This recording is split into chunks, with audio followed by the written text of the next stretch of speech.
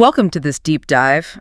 We've got a very specific mission for this conversation right out of the gate. By the time we wrap up today, we are going to build your personal, custom-tailored execution blueprint. Right, it's a big promise. It is a massive promise, but we're talking about a system designed to help you achieve significantly more without that constant suffocating feeling of being overwhelmed. Yeah, and the material we're digging into today genuinely backs that up. We are analyzing the mechanics behind the 12-week year, which is a concept by elite coach Brian Moran.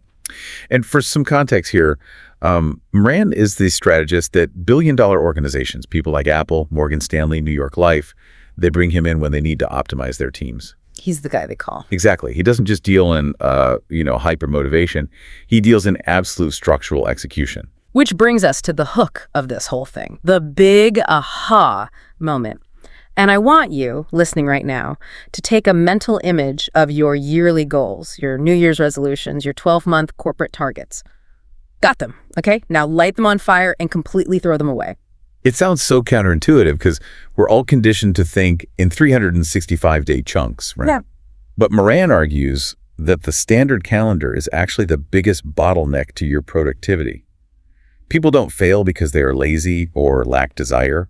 They fail because of a psychological trap called the illusion of time. The illusion of time. Okay, explain that. When you set a goal in January with a deadline of December 31st, your brain looks at that 12-month runway and essentially says, oh, we have plenty of time. There is absolutely no need to rush today. Yeah, I see that play out constantly. I mean, think about your own life for a second.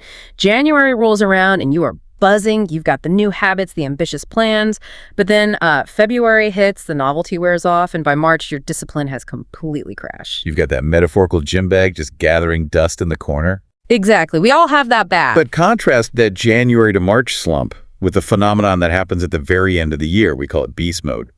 In October, November, and December, people suddenly shift into this incredible execution mode. Because the deadlines are suddenly right in front of them. Right. The pressure is real. And because of that immediate pressure, people generate massive amounts of actual progress in just a few short weeks. So Moran proposes a thesis here. What if you took that natural psychological urgency and systemized it? What if you lived your entire year with the intensity of those last 3 months? So shrinking a 52-week year down to just 12 weeks. Achieving what takes most people a full calendar year to do. Precisely. But I have to ask, how do we actually sustain that? Because going into a 12-week sprint sounds exhausting if you don't structure it right. I mean, we've all tried to hustle and just ended up burned out. And that is the brutal truth right there. The reason we burn out is because we fail at something called periodization. This is a concept straight out of elite sports science. It's a highly focused training regimen lasting for a limited period, usually 4 to 6 weeks, on just one specific skill. Okay, so give me an example of that in sports. Take Olympic swimmer Michael Phelps. A world-class athlete like that doesn't just jump in the pool every day and randomly swim laps, hoping to get better at everything all at once. His training is meticulously cycled. He might spend a few weeks doing nothing but building endurance. Then, his coaches shift gears, and he spends the next few weeks entirely focused on speed. Then, another cycle entirely dedicated to refining technique. So his body reaches peak condition right when the competition actually happens. Exactly. Moran highlights wrestlers doing the exact same thing. If a wrestler has a national tournament in 6 weeks, those 6 weeks become a closed, hyper-focused system. Tight diets, aggressive practice, and zero distractions. And this is the mistake we make in our daily lives. We try to be Michael Phelps doing everything on the same day. You decide you're going to start the gym, and learn a new coding language, and study for a competitive exam, and launch a YouTube channel, all starting on Monday. It is the ultimate recipe for burnout.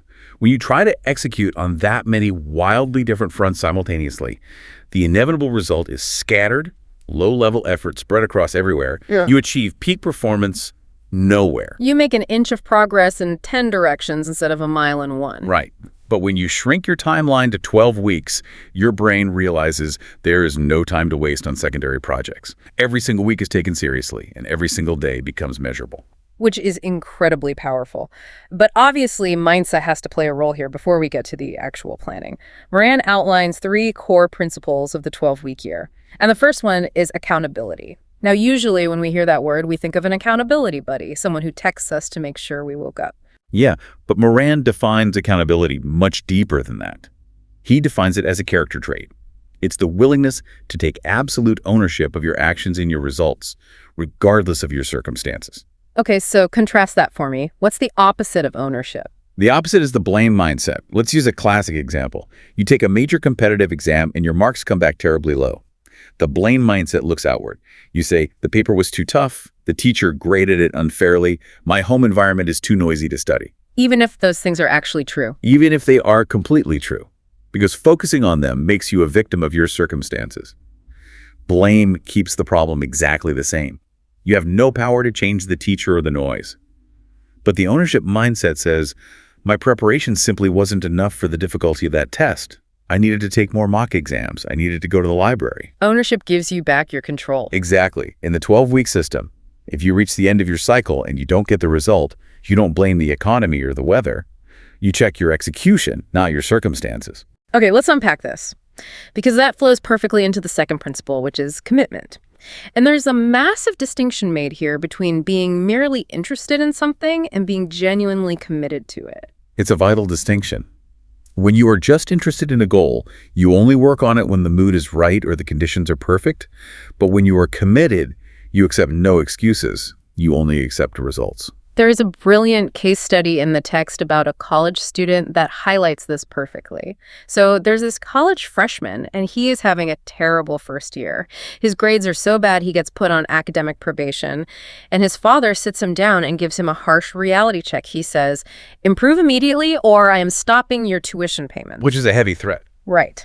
So the student makes a promise to get straight A's, but a promise alone is often just an expression of interest. The father knew this, so he attached a massive stake to it. He told his son, if you actually get straight A's in every subject, I will give you $10,000. But if you fail, you owe me $10,000. He was literally on the hook for the money. Yes. And look at the transformation that happened. The student didn't just hope for better grades. He changed his entire daily architecture. He stopped skipping classes. He took proper notes. He actually read the books instead of skimming them. He stopped meeting friends every night. And at the end of the semester, he got straight A's. What's fascinating here is that the money was just an excuse. The real result came from a systemic commitment, not a passing interest. He didn't wait to feel motivated. The system dictated that he had to study. If you want this to work for you, you have to attach a personal stake to your 12-week goals. You can't just say, I want to get fit. You have to say, if I don't hit my workout targets for 12 weeks, I cancel my vacation. Exactly. That brings us to the third principle, greatness in the moment. Now, we usually associate greatness with the final victory, right? The trophy, the promotion, the summit. But Moran argues that is completely backward. And to explain this, we have to look at the incredible story of Runima Sinha. Oh, this story is unbelievable. For those who don't know, she was a national-level volleyball player in India. She was tragically attacked by criminals and thrown from a moving train.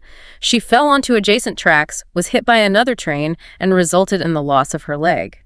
You picture her lying in that hospital bed in immense physical pain, with doctors telling her her life would never be normal again. Anyone would be entirely justified in feeling completely broken. But from that very hospital bed, she decided she was going to climb Mount Everest.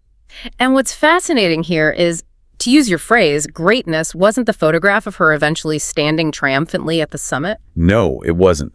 Greatness was built in the agonizing, highly unglamorous daily training she had to do with a prosthetic leg. Pushing past unlimited, totally valid excuses when absolutely no cameras were watching, physical limitations, mental trauma, financial struggles, she pushed past all of it. So how does a listener apply that today? You have to redefine what a win is. Your actual results will come in the future, at the end of the 12 weeks. But greatness is decided in the present moment. Greatness happens on a random Tuesday morning when you're tired, you don't want to work, but you choose your long-term commitment over your short-term comfort. That is powerful. Motivation is temporary, but systems are permanent. So Arunima's story proves the right mindset can overcome almost anything. But mindset without a map just leaves you highly motivated and totally lost. Which is why we move from principles to practice. Moran outlines the 5 disciplines of execution. These are the structured tools to actually get you there. Let's break these down systematically, because I want you listening to walk away with a highly structured, actionable toolkit.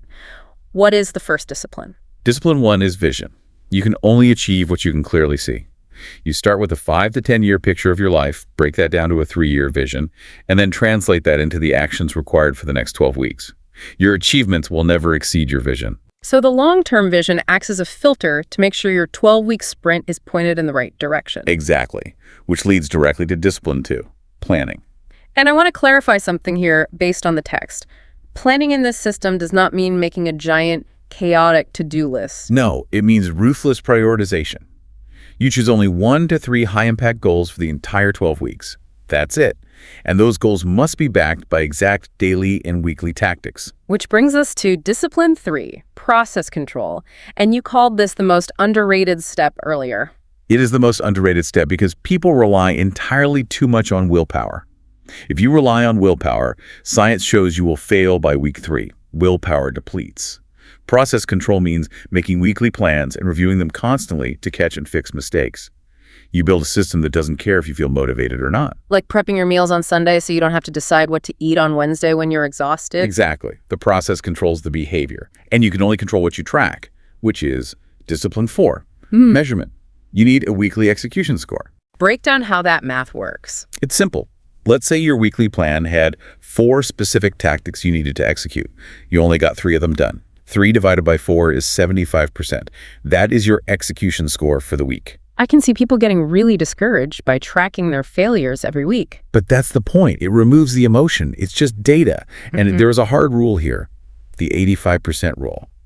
If your weekly execution score is above 85%, you are on the right track. You will likely hit your goal. You don't have to be perfect. No, perfection is a myth. But if you are consistently scoring below 85%, the math says you simply aren't going to get results. There are no excuses, just numbers telling you the truth. Numbers don't lie. Okay, the 5th and final discipline is time use. There's a quote I love here. Control your time or the world will. If you leave your inbox open and answer your phone every time it rings, everyone else is dictating your schedule. Moran requires you to divide your day into 3 very strict time blocks. Yes. The first block is the strategic block. This is pure, uninterrupted, deep work. You need to dedicate a minimum of 3 hours a week entirely to your highest impact tasks. No emails, no casual chats, just driving the needle forward. 3 hours doesn't sound like a lot, but 3 hours of actual unbroken focus is incredibly rare. It really is, which is why you have the second block, the buffer block. This is where you quarantine all the low-value work, responding to emails, returning calls, doing administrative stuff. You restrict this to strictly 30 minutes to a maximum of 2 hours daily. You don't let it bleed into the rest of your day. Exactly. You contain it. And finally, the breakout block. This is a minimum 3-hour block of time where you take a real, genuine break for your body and mind to recover. No work, no stress. I think people assume high performance means grinding 24/7. But Moran emphasizes that more work does not equal more success. Without genuine recovery, you lose your intensity. The breakout block is completely mandatory. Okay, let's take a breath and bring this all together. I want you to imagine what your life would actually look like 12 weeks from today if you applied this. If you completely stopped multitasking. If you applied periodization to focus on just 1 to 3 goals. And if you measured your weekly execution ruthlessly, without excuses, aiming for that 85%. The amount of progress you could make in the next 84 days could completely dwarf what you achieved all of last year. You stop managing time and start managing your execution. It's a complete paradigm shift. But as we wrap up this deep dive, we want to leave you with a final provocative thought to mull over on your own. Right. Think about this carefully. If you treated the next 12 weeks as the absolute final deadline to move the needle on your biggest life vision, what is the one comforting, low-value distraction you would have to eliminate from your buffer block today? That is a phenomenal question to sit with. What are you actually willing to give up to step into your greatness in the moment? Thank you for joining us on this deep dive. Take this blueprint, map out your next 12 weeks, and go get it done. We'll catch you next time.